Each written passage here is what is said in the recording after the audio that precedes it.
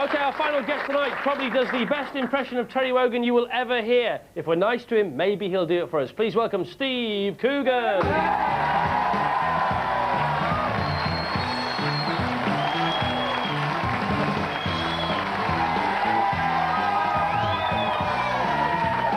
Steve, go, come on, go. Welcome to the show. Thank you.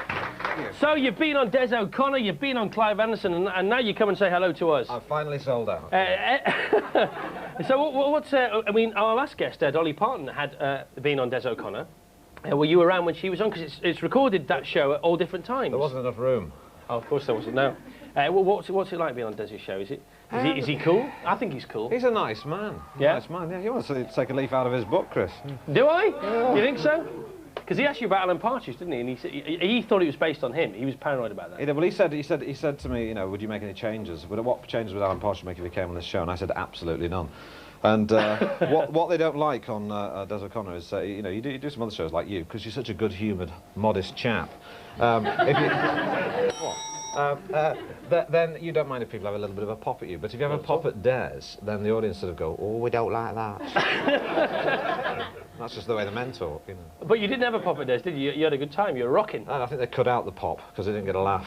Oh, did you have a pop? Did you? Well, you know, sort of very soft, gentle one. What was it like? How did it manifest itself? Like a sort of a small lump. You know. Okay, all right.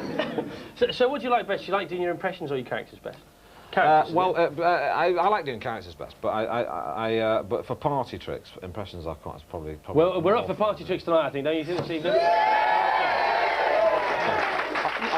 I'll take that as a yes. Yeah.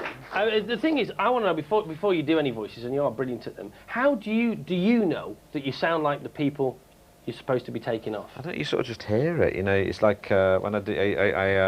And sometimes you can get it from hearing another impressionist do it. So that gives you the key to it. And sometimes you just hear it. I mean, I remember once when I was a kid going around sort of saying, talking like this, saying the last furlong. I kept saying it to myself again. I thought, who is that? And I remember waking my brother up at night going, who's this? The last furlong. He said, is it anything to do with horse race? I said, no, it sounds a bit like Norris McWhirter. And I found it was, you know. That was Norris McWhirter? The fastest man on two legs. I can't tell you that. What I can tell you is the largest rocket ever made. Because I've heard you do loads of impressions. I mean, I watched you 9-10 years ago in that little comedy club where everybody used to practice in Islington. Do you remember? Oh, yes. The Market Tavern? Yeah. It was 50p to get in, and you all tried your new stuff out and then did it at the big gigs at the weekend. That's right. And I saw you doing Sean Connery there, and I think you do a brilliant Sean Connery.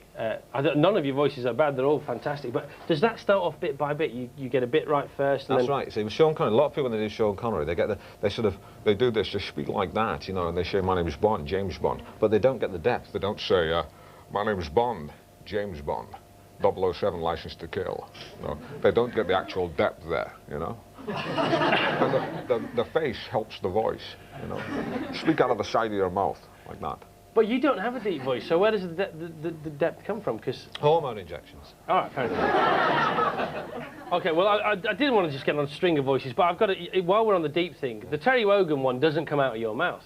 Well, the thing about Terry is, funnily enough, interesting sort of trade secret here, and you can have more because I don't do it anymore, so I'll give away. I'm not a member of the magic impressionist circle. Rolf Harris and Terry Wogan are quite similar in that they go up and down. So when you do Terry Wogan, you talk like that, but every now and then you go right down there. How does he do that? How does he do that?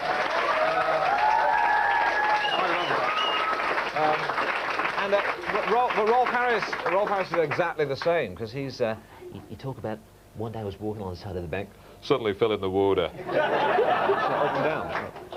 But you don't do a show where you just do impressions. You don't and you won't do a show where you just do impressions. Not anymore. You just do your characters and your acting. Okay, which is all great. But wouldn't you like a big Saturday Night Mike Yarwood kind of deal that doesn't exist anymore? No. No, because the thing about impressions is they're good fun, they're a good laugh, but there's it's like juggling. You sort of go, wow, and then you go, well, what do we do now? But nobody does them anymore, though, do they? Because they were a form of satire. Yeah, they were, but there's only so much you can do, and you just sort of get into the treadmill where you just sort of seeing who new's coming. I used to do Spitting Image, you know, and all you do is sort of, you'd have to watch TV and learn all these new impressions. It just became like a sort of Conveyor belt. Yeah, a bit boring. And with characters, you get a chance to sort of you can take the facility for doing funny voices and dress up and create your own characters. But the cabbage wasn't on the conveyor belt because tell a story about, if you don't mind, you don't. Oh no. Whatever. When you became a voiceover artist on Spitting Image, once you were a youngster, the sixth formers were already in there, weren't they? The big boys. That's right. And you, other people did the world leaders, and you had to just do little bits. Talking vegetables. Yeah, go on. This is unbelievable. Listen, this is a cabbage. Well, you know, cabbage, which is similar to marrow, actually. Have any complaints? You do a silly voice like that. Oh, I'm a cabbage. Or Oh, I'm a marrow. So the marrow was related to the cabbage somewhere along the line. Yeah, yeah. Was Harry Enfield a sixth former or a student? No, he was there for a while when I was there. He was like, when I was there, I was sort of like, God, you're Harry Enfield, aren't you? And he used to say, yep. And he did all the big voices, and I just now and again go, can I do one? You know. Did he get jealous? Did I? Did he? Of my extraordinary talent? No, I think he's got some. He's got extraordinary humility, and we got on very well. And I'm a great admirer of his, and Yeah. he's a great admirer of me, and everything's fantastic.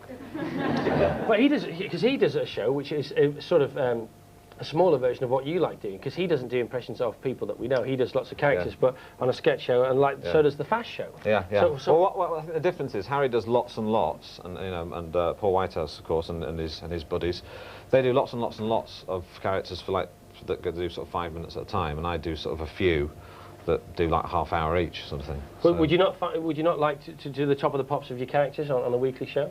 oh no, I like doing stories. You know, that's the great thing about Partridge is working with a team of you know, really good people and being able to sort of create, you know. Can we have a bit of Alan Partridge? Do you want a bit of Alan Partridge? Yeah. Okay. What about Alan's impressions of the TFI Friday setup or something like that? I don't know.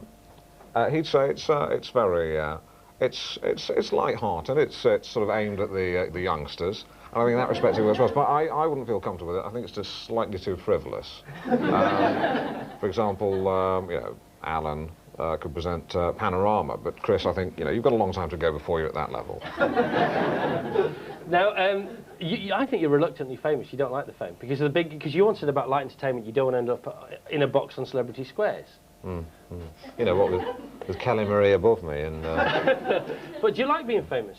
I do like it and I don't like it. I like, you know, what I like is I like just enough people to come up and tap me on the shoulder and say how great I am, without getting in your face. Without getting in my face. Yeah. I mean, you know that, you know, but you probably. I love it. No, I love it. I love it. No, I see. No, that's all I've got. Yeah, well, you've got a talent. I haven't got anything. I've just got a front. And a megalomaniacal business or corporation. Which is a front. That's the whole. Well, I'd like one of those. I'd rather have one of those than being. Anyway, it's funny because I don't actually get recognised that often, but I do when I do.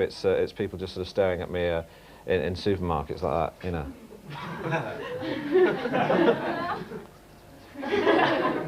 But you're great. The nicest thing I think your fame has brought you is probably your cars, because you love your cars, don't you? Cars and professional respect. All right.